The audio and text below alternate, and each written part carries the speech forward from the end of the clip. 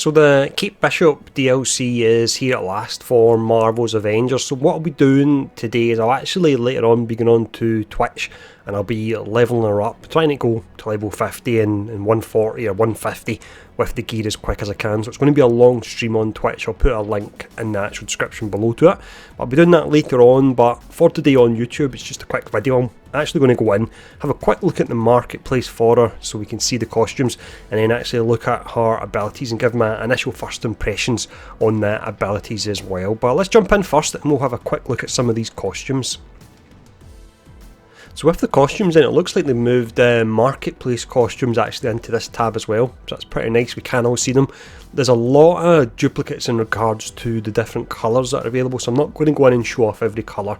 I will be here all day, but I'll just show off some of the more interesting looking ones. So we'll actually go for this one here, which is a really bizarre looking costume, but it does come from the comics. Wow. Yeah, I don't know what to say about that one, to be honest. It's not often, but I'm lost for words with that one. We've then got the hoodie look next. Let's actually go for the white one. That looks pretty nice. Well, it's not white actually, it's blue. That's a pretty cool looking costume. There we go, a little spin. We'll check out the next one here. So this is Hawkingbird. This one actually looks pretty nice. I do like this one. Some of the costumes are a bit strange. We've got different hair as well. We've got the shorter hair on that one. And then the costume I'm going to go for, how do we get it? So it comes in the challenge card. This one looks amazing. I'll maybe show off both colourings. Yeah, I like that one. That's awesome. Let me quickly check the yellow colouring of it as well. Not as keen on the yellow, but overall I still think that's a pretty great costume. I'll be trying to unlock that one. I'll need to get the challenge card actually. So it does show the challenge card costumes as well here, as well as the marketplace ones. Next up, we've got this look here. Again, looks like a pretty good one. Let's go for this t-shirt. Yeah, she's actually got some really nice costumes. This one will go great with Clint, with the Hawkeye look. That'd be an awesome combination, the two of them. Another one here. Not too much a fan of that one, to be honest. Then we've got even more if we scroll down. Let's have a look. Let's see what else we've got here. UI's been a bit of a pain to navigate. So next one, another new one here by the looks of it. Hawkeye 2. That's a nice looking one. It's going to be hard to decide what one to actually go for. Then we need to scroll down once again, and then the final batch looks quite different, this one actually. There we go. Oh, that one looks awesome. I love the coat on that. Oh man, it's going to be really hard to decide what one to go for. But that's all the different costumes there, so let me go in now and I'll quickly show off the skill tree and just give my initial impressions on it as well. For this first tree, we'll go through it fairly quickly because a lot of it's the same. If you hear a tapping noise in the background, Guinea Pig's gone mad on the water bottle and it sounds like they're trying to do some kind of Morse code right now. So that's what that noise is if you do hear it. But you've got your regular light attack here with the katana. You hold it down, you do an evasive bow attack, so that's pretty nice. It's a smoke screen arrow, a bit like Widow, the way you can throw out grenades. Then you've got your regular sprinting attack there when you hold down the light attack button. You've got your dodge here. Then let's see, we've got steel talons. This is your mid-air attack. And then you've got your aerial signature attack, so you're holding down the button in mid-air, and you're actually firing the smoke arrow and stunning the enemy in mid-air. That's pretty awesome. Now, looking at the heavy attacks here, so you've got your regular one where you just press it multiple times for your heavy combo finisher. You hold it down, you get a demolition charge arrow, so that's really quite nice how she's got these different options for holding down the light or heavy attack. You've got your multiple attack one there, and here's your piercing one while you're actually sprinting. All characters have a variant of that where you're actually sprinting, you can press light or heavy attack to do an ability as an opener in a way. And then we've got an evade one here. And here's a different combination, let's see how that looks. That's decent enough. And then you've got your aerial attack. And then once more we've got Equalizer, which is a charged up version of it there. So I do like that you can hold down the light or heavy to fire extra arrows. It means she's going to have a lot of different arrows you can actually fire. And that's before we even look at the ranged ones actually. So here's the ranged ones here. This is just your regular attack. Follow up with Perfect Draw. So with this here I believe you get like a little pink circle and it will actually show, and if you release it at the right time you'll be doing more damage as a result of it. And then we've got the scatter shot arrows. Looks like wave of arrows from Marvel Heroes. Some variants on scatter shots. What's this one here? Archer's Mark. Let's have a look. So you can mark targets with this. We have stopping power. Knock back targets. Then let's look at this next upgrade here. Disruptor arrow. Applies disruption debuff. So that's new. Debuff lasts for 6 seconds and increases ranged crit attack chance from any source by 25%. That's really nice, especially if that applies to your allies as well. I'm not sure how we'll test that, but yeah, that could be really nice for upping the team damage. Then we've got trick shot here, so you're charging a disruptor arrow a second time to have it pierce through multiple targets. Very nice. Explosive arrow next. This one here you have to charge it up for a second, you can see, so it actually fires higher up there. And then we have blast zone. So you're fully charging it just for a larger blast radius.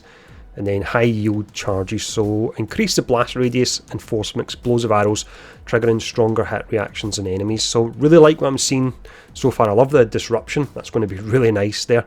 And again, as mentioned, if it actually applies to your allies as well, it's going to be boosting their crit chance even higher. Looking at intrinsic ability next enemies, so you've got Quantum Reactor. So I'll read this one out because it's kind of the base of the rest of this tree. So a portable device that gathers, amplifies and stores intrinsic quantum energy that is used to power select attacks as well as various movement abilities. Energy builds up automatically when not being used and is drained by various amounts dependent on the action performed. So you use this to fire special arrows and use it to do certain dodges. There's your actual shift there when you tap the R2, which is essentially like your parry. So we've then got Quantum Blitz, so hold down R2 and square, teleport to the enemy, increased crit attack damage, only 10%, that's not much there, I would rather see increased crit attack chance, but in this one here, you can press it a few more times to do more slashes.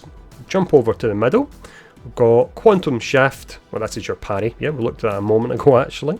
And then next we've got Quantum Surge, so this one here, attack enemies to build up the overcharge meter.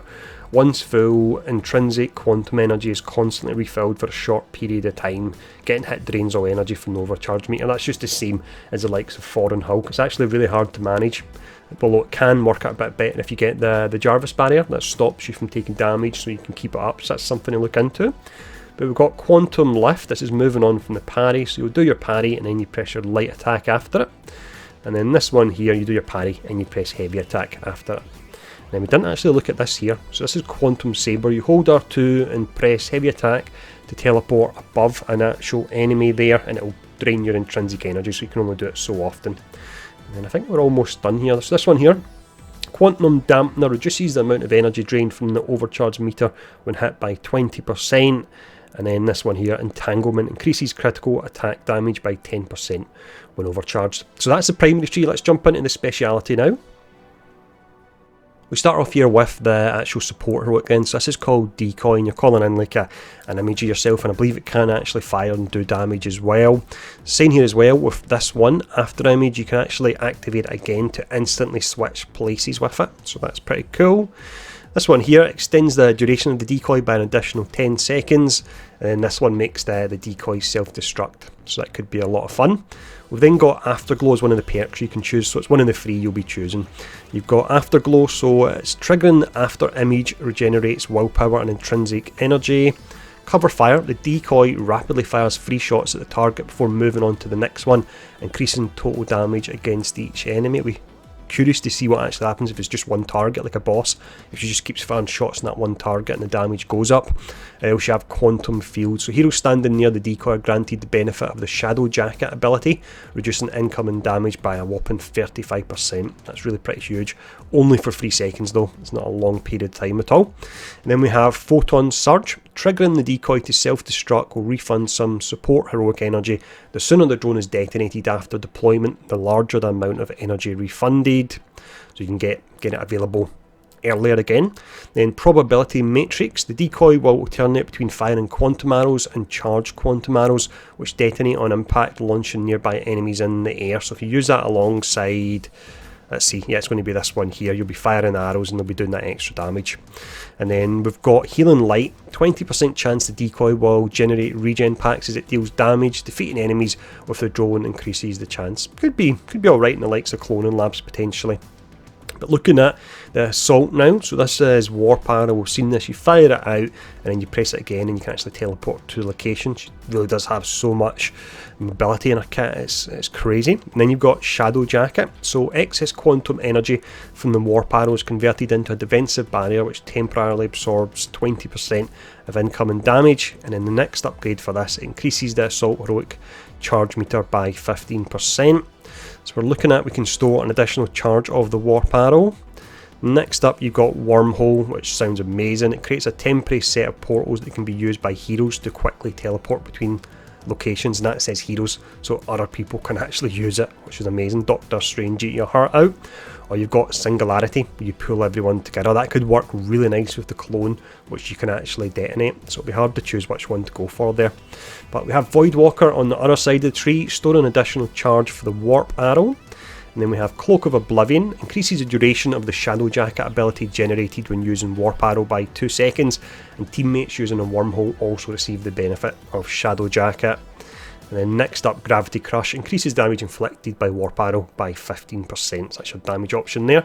Looking at the Ultimate Heroic, it works like a steroid of sorts, most of the Ultimate Heroics actually do.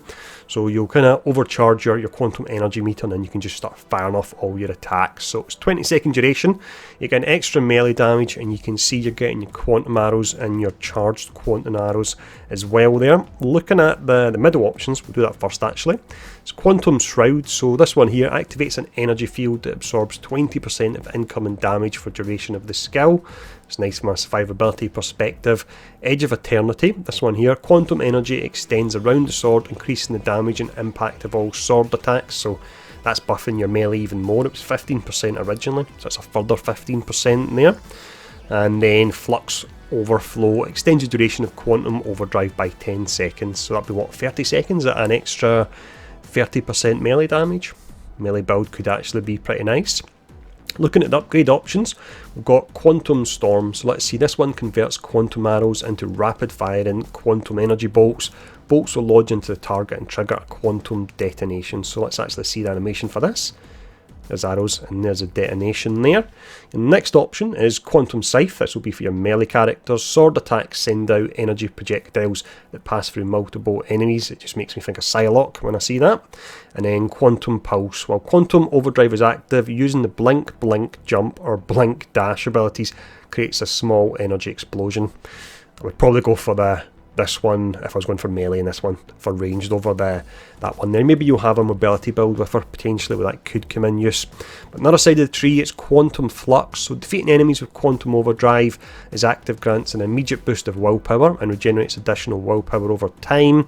Assault Heroic energy builds 50% faster while Quantum Overdrive is active, and it will last for 30 seconds, so that's a fair amount of time actually. That could be really strong. And then Quantum Magnifier, so damage from all quantum energy infused attacks is increased by 10% while Quantum Overdrive is active. We do have the movement abilities, but there's nothing really that interesting there, so let's look at the mastery to finish up now.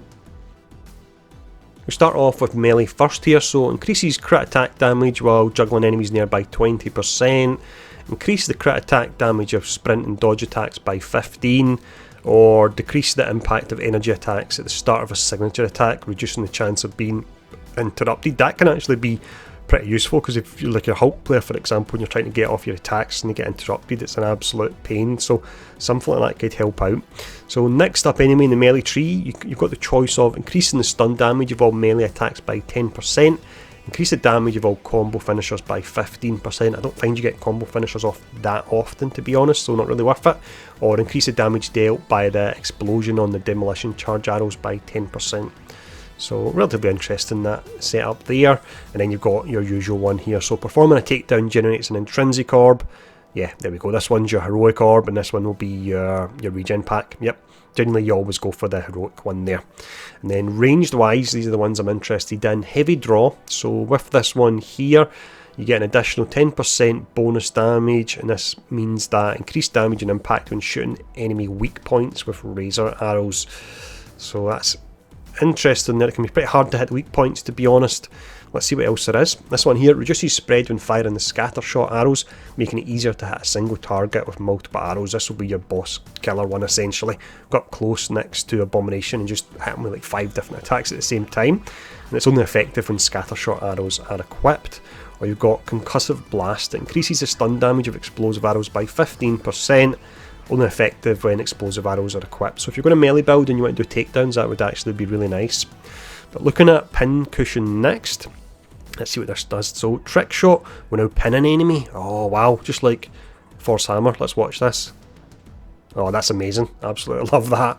What else could you have? You could have increase the damage the fully charged scatter shot arrows deal by 5% for each mark on the target. Interesting, but I really like the first one. Or Recurve Prodigy, so reduces the time it takes to fully draw and charge the explosive arrows by 20%. Yeah, I would go for that first one. First one sounds awesome. And then we have Quick Draw next, so successfully performing the perfect draw on all 3 shots in the range combo with Razor Arrows will trigger the Quick Draw buff. Hold down L2 and R2 to use the buff and instantly charge up the next shot for any arrow type. Really need to play with that in game to understand what that means. Doesn't make a lot of sense because I've not really played around with her. I've not played around with her at all yet, but this is why this is the first impressions of her kit.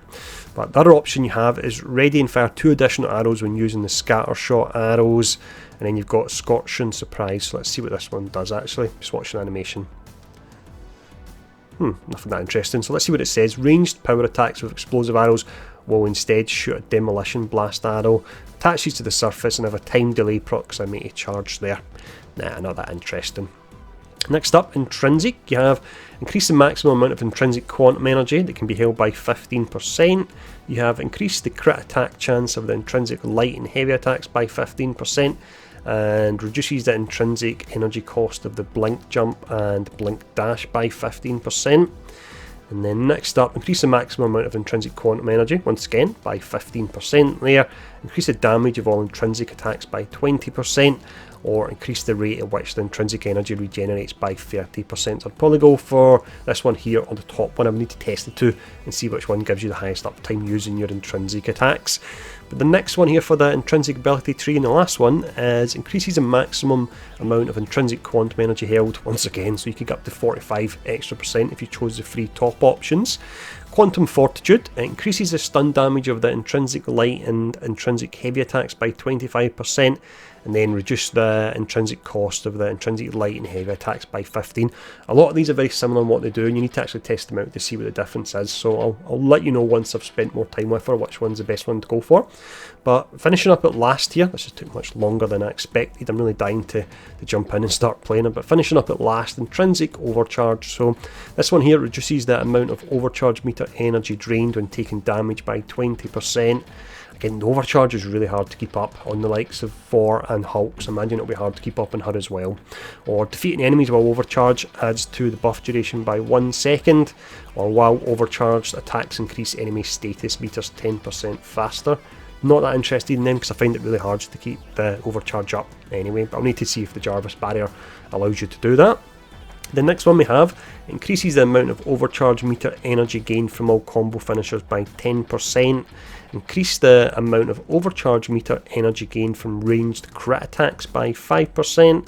Or collecting intrinsic orbs will gain 15 points of overcharge meter energy. That's probably a better one out of the other ones. But the final tree we have here, the final line, is crit attack chance of melee attacks is increased by 10% while overcharged. Ranged attack damage is increased by 10% while overcharged. It seems that the melee one's much stronger. 10% flat crit chance is much stronger than just 10% flat damage. Or reduce the damage taken by 10% while overcharged. So if you're melee, you might want to go for that as well. That's all our free trees there. She does certainly look really pretty interesting, and I think I need to play around with her a lot to get a better feel of her, but looks like they've done pretty well. Costumes look pretty decent as well, so let's actually jump in now. So if by the time this video is uploaded, shortly after it, I will be live on Twitch, and once again there's a link in the description, so feel free to jump by there. And it's going to be a long stream today, hopefully till about midnight tonight, so like an 8-hour stream or something potentially. So I'll see you over there, and I hope this has been helpful. Thanks for tuning in, stay safe, and I'll see you all again soon.